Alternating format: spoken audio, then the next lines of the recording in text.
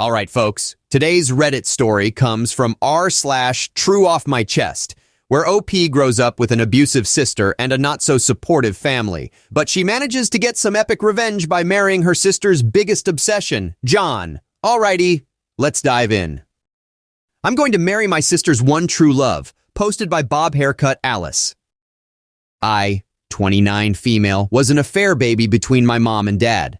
My mom was already married to my stepdad and had my half-sister, 32 female, whose name will be Rachel. Rachel has always hated me for some unknown reason. I never gave her any reasons to hate me since we grew up together. She just did. Growing up, I spent more time with my mom than my dad, who traveled a lot due to his work. But when he was in town, I always took the opportunity to be with him because it was the only time I could be away from my stepdad and Rachel. Rachel would always do terrible things to me. She would destroy my things. Gifts and souvenirs my dad would send by mail would go in the trash, etc. It was so bad that when I was going to enter high school, she cut off my hair when I was sleeping. I had to get a bob hairstyle which reached my chin, and if styled, my nose. My mom scolded her, and my stepdad enabled her even more, patting her on the back for a good job when mom wasn't looking. In high school, I was in a graphic design class, and that's how I met Rachel's one true love.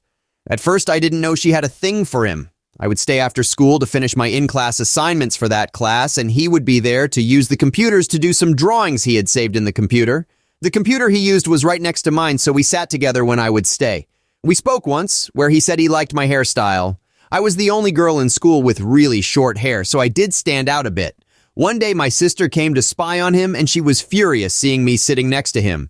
She was so mad that when we got home, she slapped me on the face, accusing me of wanting to steal him. After that incident, I tried to stay away from him, not wanting to deal with her craziness. Thankfully, I only had to endure her for another year before she went off to college. My first year of college, my dad was diagnosed with terminal cancer and was told he had a year to live. My mother got news and told my stepdad and Rachel. Rachel, in response, sent me a video she took from a TV called Shameless, where there's a blonde girl peeing on a man's tombstone with a text saying, "Can't wait for that MF to be gone. Have fun cleaning the mess I'm gonna make." She sent another pic, which was poop. I was so furious and disgusted that someone like her existed, someone who would be so happy to see someone's life end. My second year was rough, as my dad died a few days before school started. In the end, he left me with money that would help for the years to come and a few properties I rented to make extra cash. Wondering if she did it? Yep, she sent another video for proof that she did it. Somehow, I feel karma was real at the time. A few weeks after that, I ended up bumping into the guy she was obsessed with and still is when I went to hang out with my friend who went to the same college as him. We spoke briefly until my friend came and we left. A few days after that, my friend told me the guy she saw me with asked for my info, and she gave him my Snapchat, knowing that if I didn't want to talk to him, she would give him an app I don't use anymore. I'm going to be honest, when she told me this, I so wanted to use him to get back at my sister, knowing how much she loved him. But I know how it feels to be hurt, and so I added him on Snapchat and texted him to meet me at a coffee shop. When we met at our local coffee shop, I was honest with him on why I reached out and told him how crazy Rachel is. He wasn't surprised. He went on telling me the things she would do to girls he would talk to and how she would try to sabotage his relationships when they were in high school by telling them things like they slept together while speaking or in a relationship with those girls. She was having his kid, even saying he had an STD, etc. Yeah, she's nuts. To keep this short, we stayed friends until a few months ago and we started dating. We had a lot of similar hobbies, interests, and we think alike. He says it's the power of mind meld, Star Trek, seeing how we might as well be telepathic with one another. This year, we decided to get married. We've been engaged for 3 years. Our jobs pay us really well in our respective fields, so we can go big on our wedding. Now here comes in Rachel. Rachel sadly still stalks my fiancé. He isn't much into social media, so he doesn't post much, but when he does, it's on his Instagram story. He recently posted a picture of my hand with the engagement ring captioning, "After 3 years. Next up is the wedding ring." And yes, his Instagram is private and he has her blocked, but there are a few people who tell her friends. It can't be helped, I guess. Some people live for the drama. I don't talk to my mom as much, seeing how she wasn't much help when my sister would bully me or when my stepdad belittled me, but we do talk once a month for a few minutes. She had called me complaining how Rachel was throwing a tantrum about how John, my fiance, was engaged and she doesn't know who the B is. That's when I got the idea. I'm going to let her know who the B was. Don't worry, John is fine with this.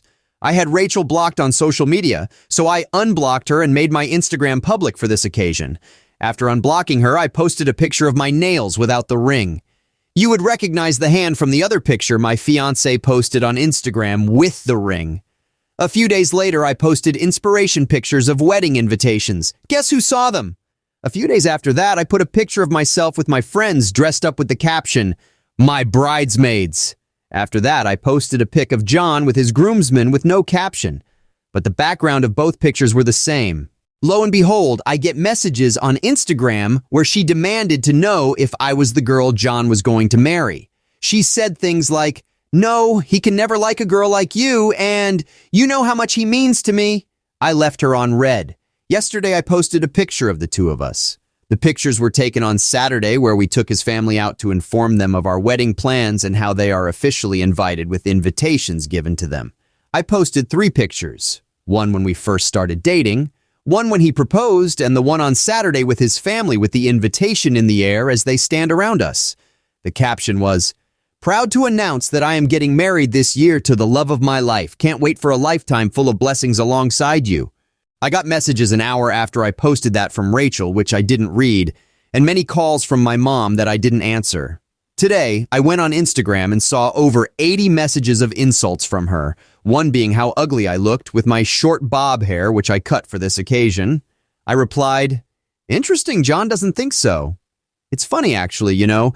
John confessed to me after our second date that he thought in high school my Alice Cullen haircut, as you described it, was the thing about me that grabbed his attention back then. He thought I looked very cute. Guess you did have a reason to feel threatened at the time, as he found me attractive even then. After she read it, I made my account private and blocked her. Now I'm thinking about doing it again after we're married. Or I could change my bio to his last name. Who knows? Now that was a delicious dish of drama served extra spicy. Rachel, our resident antagonist, really spent her entire existence trying to make our protagonist's life a living nightmare. The villainous stepsister trope really came alive with this one, didn't it? Let's just say Cinderella's got nothing on this. The irony in this story is so thick, you'd need a chainsaw to cut through it. The delicious, delicious irony of Rachel's crush falling head over heels for our protagonist. You'd think this was a soap opera, but nope. Just another day in the Reddit universe. I can almost taste the sweet vindication. And let's talk about the infamous hair chop incident. Oh, Rachel, our resident villainess, you thought you were ruining her life, didn't you? Snipping away her locks while she slept like some spiteful fairy tale witch. But surprise, surprise, it turns out you were just giving her the pixie cut charm that snagged John's attention. Talk about your plans backfiring. It's almost poetic, don't you think? And let's take a moment to marvel at our protagonist's grace under fire. Amidst all this drama, she never stoops down to Rachel's level of pettiness. Her revenge was classy, strategic, and beautifully executed. She played Rachel like a finely tuned violin, and boy, was it music to my ears. That Instagram reveal, perfection. A true masterstroke in the art of karma delivery. Rachel's tantrum must have been something to behold.